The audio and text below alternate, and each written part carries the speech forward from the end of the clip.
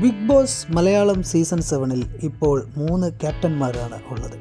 എന്നാൽ ആ 3 പേരും വൻ തോൽവിയാണ് ഈ ആഴ്ച കാഴ്ചവെച്ചത്. രാവിലെ തന്നെ യോഗട്ടിൻ്റെ കാര്യത്തിൽ തർക്കമാവുകയും അതിനെ തുടർന്ന് നൂറ ചോദിക്കുകയുണ്ടായി. അതിൻ്റെ പേരിൽ നൂറയും ആര്യനും വൻ തർക്കത്തിലേക്ക് പോയി. തുടർന്ന് വായും വയറുമായി ഇറങ്ങിയ നെവിൻ എന്ന് പറഞ്ഞ ആദില വരികയും അതിന് ഇടയിൽ ആര്യനും സാബുവും വലിയ വാക്കുതർക്കത്തിലേക്ക് പോകുന്ന സാഹചര്യം ഉണ്ടായി. സാബുവിൻ്റെ ദേഷ്യമാണ് പിന്നെ പ്രേക്ഷകർ കണ്ടത്.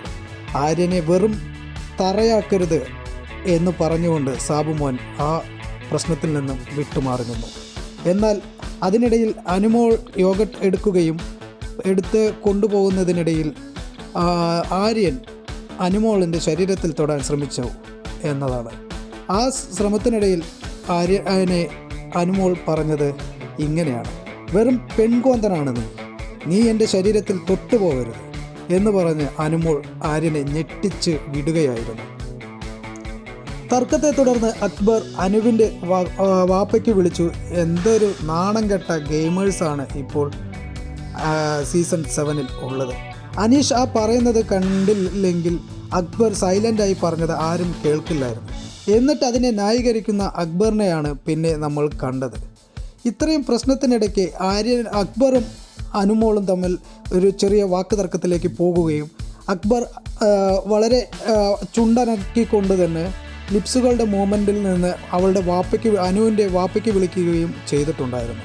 അത് അനീഷ് കാണുകയും അതിനെതിരെ അനീഷ് വളരെ വ്യക്തമായി അക്ബറിനോട് പറയുകയും ചെയ്തു. എന്നാൽ അക്ബർ അതിനെ ന്യായീകരിക്കുകയായിരുന്നു ചെയ്തുകൊണ്ടിരുന്നത്. എന്നിട്ടും അനീഷ് പറഞ്ഞു അക്ബർ താൻ അവരോട് മാപ്പ് പറയേണ്ടതാണ്. എന്നാൽ അക്ബർ അതിനെ എതിർത്തു. ആര്യൻ ഇപ്പോഴും മുഴുവൻ വളച്ചൊടിച്ചുകൊണ്ടുള്ള കാര്യങ്ങൾ കൊണ്ടുപോകുന്ന ഒരു വ്യക്തിയായി മാറിയിരിക്കുന്നു.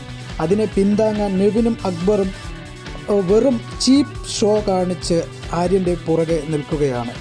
നെവിൻ പേടിച്ചുകൊണ്ടാണ് ഇപ്പോൾ അവിടെ കഴിയുന്നത്. കാരണം അത്രയും വൃത്തികേടുകൾക്കിടയിൽ നിന്നുകൊണ്ട് അവസാന വാർണിംഗ് വരെ കൊടുത്തിരിക്കുകയാണ് ബിഗ് ബോസ്.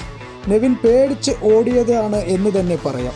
ഈ പ്രശ്നങ്ങൾ നടക്കുമ്പോൾ സൈലൻ്റായി തനിയെ നിന്ന് ഓരോന്ന് പറയുകയല്ലാതെ ഇവർക്കിടയിൽ ഒന്നും പറയാൻ പറ്റാതെ പേടിച്ച് വിറച്ച് നിൽക്കുന്ന നെവിനെയാണ് നമ്മളിപ്പോൾ കണ്ടിരിക്കുന്നത്.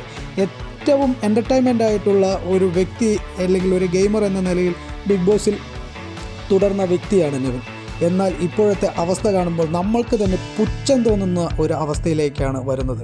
അതുമല്ലാതെ ഇപ്പോൾ ടിക്കറ്റ് ഫിനാലെ ഗെയിമുകൾ നടന്നുകൊണ്ടിരിക്കുകയാണ്. അതിൽ ഏറ്റവും കൂടുതൽ പോയിന്റുകൾ നേടി നൂറ ഫ്രണ്ടിൽ നിൽക്കുന്ന ഒരു സാഹചര്യമുണ്ട്.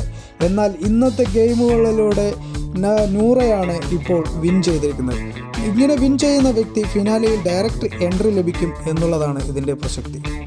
ഇതുപോലെയുള്ള അപ്ഡേറ്റുകൾ നിങ്ങളിലേക്ക് എത്തിക്കാൻ ഈ ചാനൽ ഇതുവരെ സബ്സ്ക്രൈബ് ചെയ്തില്ലെങ്കിൽ സബ്സ്ക്രൈബ് ചെയ്യുക.